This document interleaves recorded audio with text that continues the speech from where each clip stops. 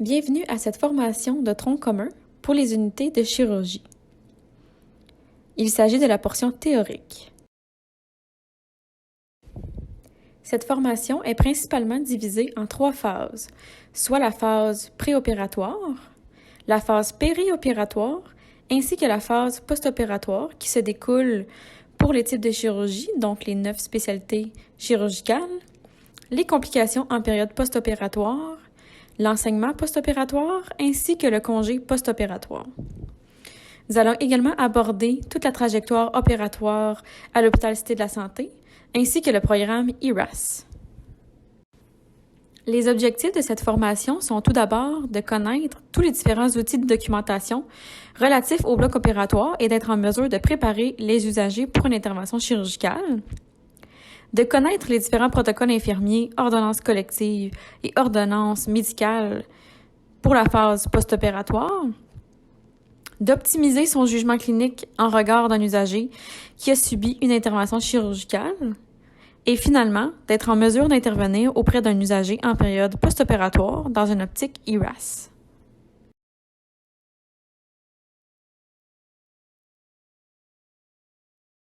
Donc, on va commencer avec la trajectoire opératoire.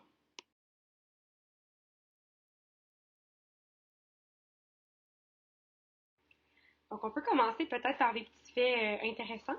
Donc, à l'hôpital de la Cité de la Santé, on a 12 salles chirurgicales, puis il y a environ 20 000 interventions qui se font chaque année en chirurgie. Et 60% de ces interventions-là sont à la chirurgie d'un jour.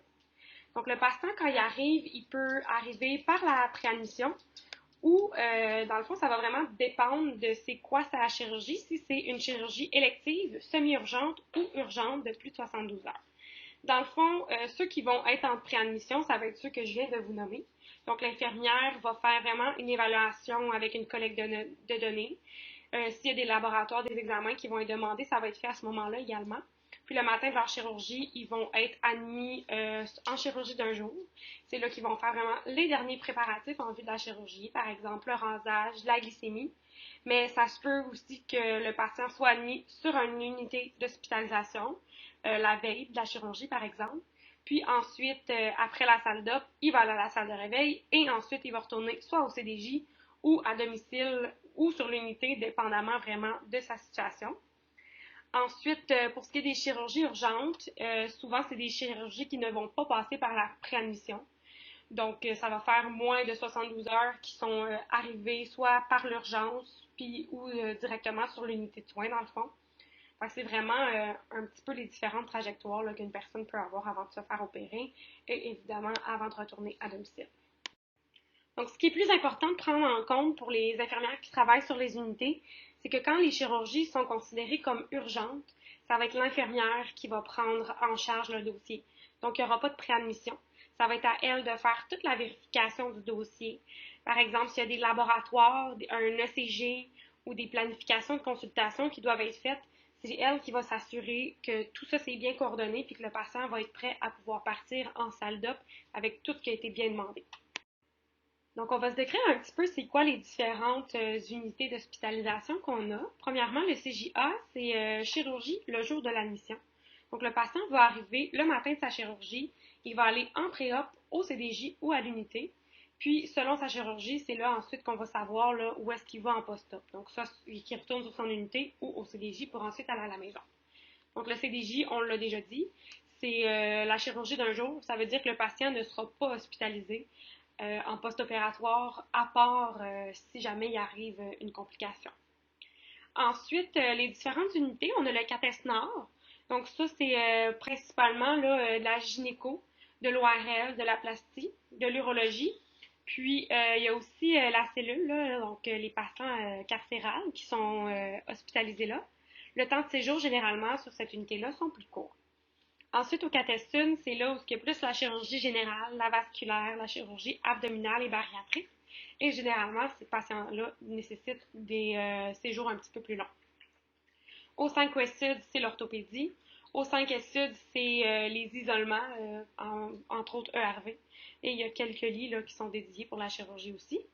Au 5 Ouest Nord, c'est un autre isolement Souvent, ça va être les patients là, qui vont être opérés en fin de programme. S'ils n'ont pas de place, ils peuvent les envoyer là. Et en pédiatrie, là, depuis quelques années, l'unité va accueillir des post-op de chirurgie mineure là, par exemple, un petit peu similaire à celle du CDJ. Puis il faut vraiment que ce soit une clientèle qui est autonome, sans risque de chute. Donc on va vraiment plus se concentrer sur la clientèle de moins de 75 ans. Et aux mères enfants, les césariennes, c'est là qu'ils vont aller. Donc maintenant, on va parler du programme ERAS. Le programme ERAS, vous avez la petite définition en anglais, mais en français, c'est l'optimisation du rétablissement en post-opératoire.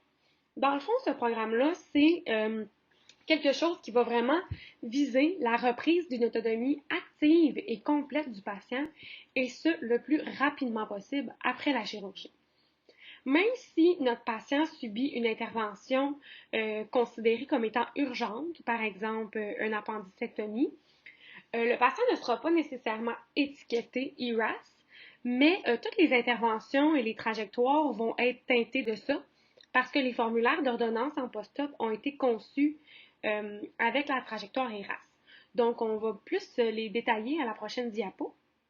Donc, avec le ERAS, là, le but ultime, c'est de pouvoir récupérer rapidement sa chirurgie et ensuite de pouvoir retourner à la maison. Donc, il y a différentes choses qu'on peut faire en post-op, dans la phase post-op, pour aider le patient à atteindre ce but-là. Donc, par exemple, on parle d'un lever précoce. Donc, on essaie de lever les patients 3 heures post-op. Évidemment, il y a certaines chirurgies que ça sera indiqué autrement. C'est sûr qu'il faut toujours suivre la prescription. Ensuite, une réalimentation précoce aussi. On va vraiment essayer de favoriser l'autonomie du patient, surtout dans ses mobilisations. L'asseoir au fauteuil, le faire marcher au corridor, lui faire mâcher de la gomme en post-op.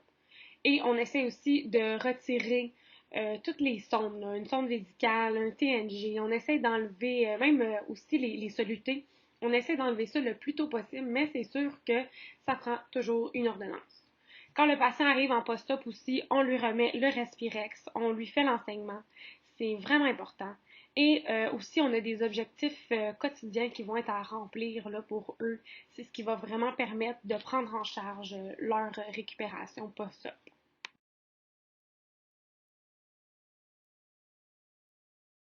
Donc maintenant, on entre un petit peu plus dans le vif du sujet, donc la phase préopératoire.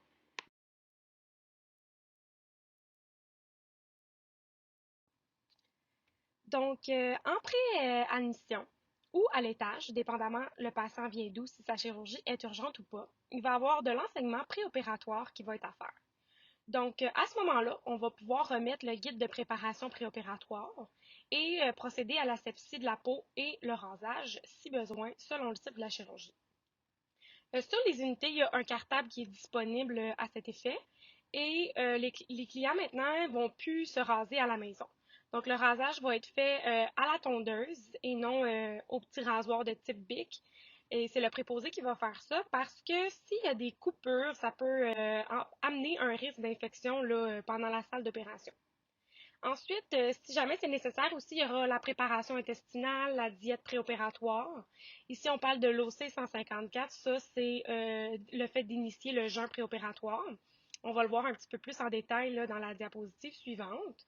Ensuite, sinon, on va pouvoir à ce moment-là remettre le Respirex au patient et lui expliquer comment faire les exercices respiratoires, lui expliquer que ça va être important de faire un lever précoce en post-op. Et aussi, là, ça va être vraiment en fait selon le type de chirurgie, évidemment. Et ici, on marque à la fin restriction du tabac. Pourquoi la restriction du tabac? Dans le fond, quand le patient va se faire opérer, il va recevoir des médicaments anesthésiants et ça stimule la production de mucus. Et quand on fume du tabac, la nicotine va aussi stimuler la production de mucus. Donc, le but, c'est vraiment de diminuer les complications pulmonaires. Aussi, on sait que le tabac, ça peut réduire ou du moins diminuer le processus de cicatrisation. Donc, on peut déjà tout de suite impliquer l'infirmière en cessation tabagique là, dès la préadmission là, pour les patients qui sont fumeurs, s'ils le désirent. Donc là, on est à l'OC 154 dont je vous parlais dans la diapo précédente. Dans le fond, ça, c'est disponible là, sur l'intranet là, sous l'onglet Ordonnance collective. Donc ça, c'est pour initier le jeûne opératoire. Nous, on va surtout se concentrer sur la colonne tous les usagers. On n'a pas vraiment d'enfants sur nos unités, là, à moins que vous travailliez en pédiatrie un jour. Donc, ce qui est important de comprendre, c'est que pour les chirurgies qui sont urgentes, le patient va devoir être NPO, c'est-à-dire à jeun, à partir de minuit.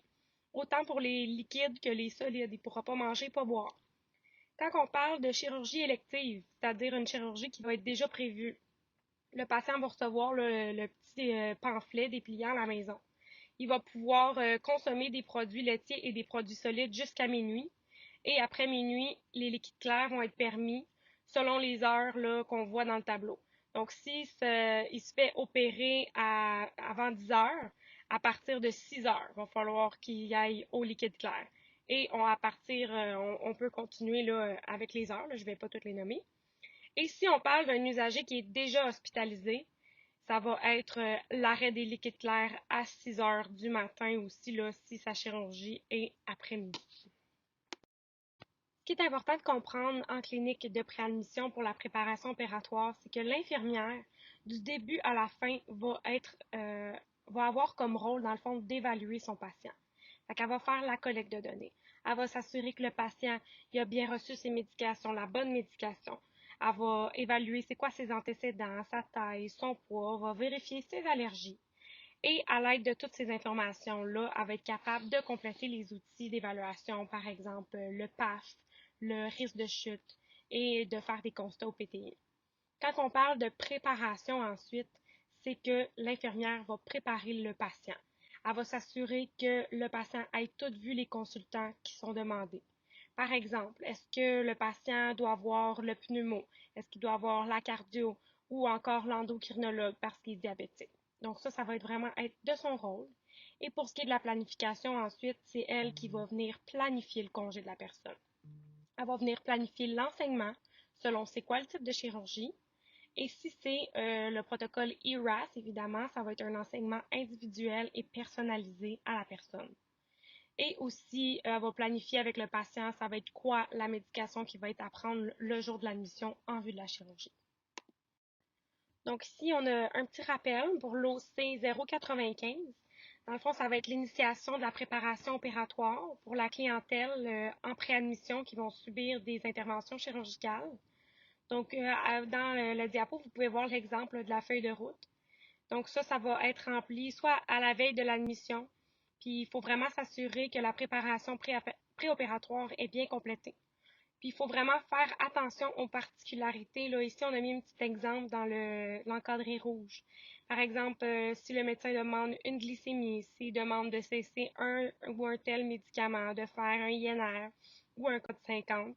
Donc, ça va être vraiment ici qu'on va pouvoir trouver les informations importantes. Donc, ça, c'est une feuille ici que vous avez peut-être déjà vue sur les unités. Donc, c'est pour les pré-op de chirurgie urgente. Donc, avant que ton patient parte en salle d'op, c'est la feuille que tu vas remplir. Dans le fond, on a la partie A, B, C, qui peuvent être complétées soit par l'assistante infirmière-chef ou par l'infirmière. La partie D peut être complétée par l'infirmière ou l'infirmière auxiliaire. Je vous explique un petit peu c'est quoi les différences. En haut, ça va être, premièrement, quand le patient va partir, là, va falloir tout inscrire c'est quoi ses signes vitaux au départ. Ça va vraiment nous aider à donner là, une information de base pour commencer. Ensuite, on va avoir de cocher tout c'est quoi les laboratoires que le patient a besoin. Est-ce qu'il doit faire un ECG le matin? Est-ce que des examens spéciaux ont été demandés ou des consultations spéciales, là, par exemple? Toutes les femmes qui sont en âge de procréer vont avoir un bêta-HCG de demander. Puis, un patient qui va être insuffisant rénal, par exemple, aura une préparation rénale sous ordonnance médicale décrite. Aussi important, d'écrire si le patient a des allergies. Ton patient qui va être allergique à l'iode, par exemple, on a une ordonnance collective pour les chirurgies qui ont besoin de produits de contraste. Et selon l'ordonnance à la dernière là, section, il faut donner du Tylenol à la salle d'op, à l'appel de la salle d'op. Donc, c'est l'OC 132. Même si ton patient est à jeun en pré-op, il faut donner le Tylenol. Ça fait partie de la préparation. Et aussi, on s'assure que le consentement est bien signé. Fait qu'il y a plusieurs petites cases là, à remplir que vous pouvez voir. Donc, par exemple, on enlève tout ce qui est vêtements, bijoux, dentiers, peu importe.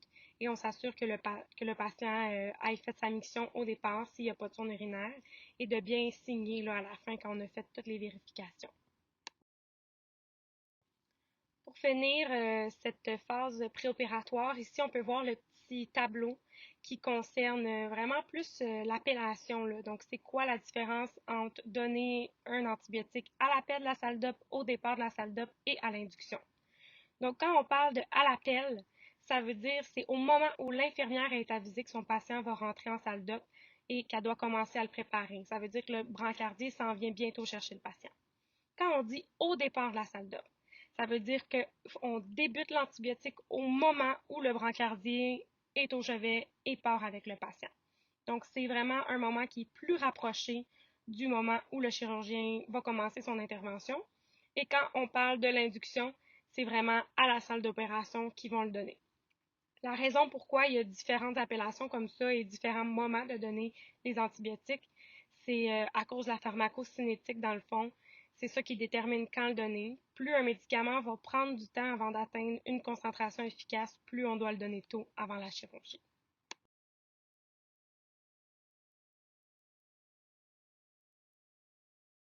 Donc maintenant, on passe à la phase périopératoire.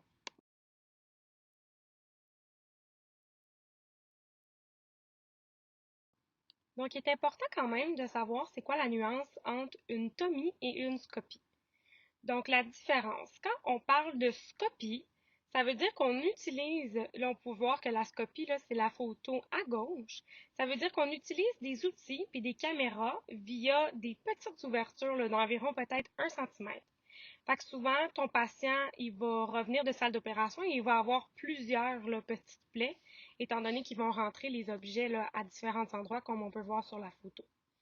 Souvent, un patient qui a eu une scopie peut accuser de la douleur aux épaules parce qu'ils vont insuffler des gaz dans l'abdomen pour être en mesure de mieux voir c'est quoi les différentes composantes là, qui veulent avoir accès. Ensuite, quand on parle d'une tomie, qui est l'image de droite, c'est vraiment une incision qui va permettre l'accès au site opératoire. Donc, souvent, l'incision va être beaucoup plus grande.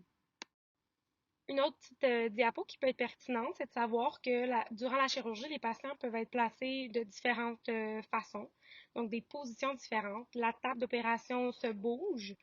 Euh, Souvent, là, ça va vraiment dépendre du type de chirurgie. Puis, il faut tenir ça en compte. Souvent, ben, il va être écrit sur la feuille là, de salle d'op. Et la position qui est utilisée peut vraiment amener des douleurs, soit musculaires aussi aux patients. Fait que c'est important de prendre ça en compte. Puis ça, ces douleurs-là, ça peut être soulagé par la coanalgésie. C'est sur le formulaire de variable opératoire qu'on va retrouver l'information.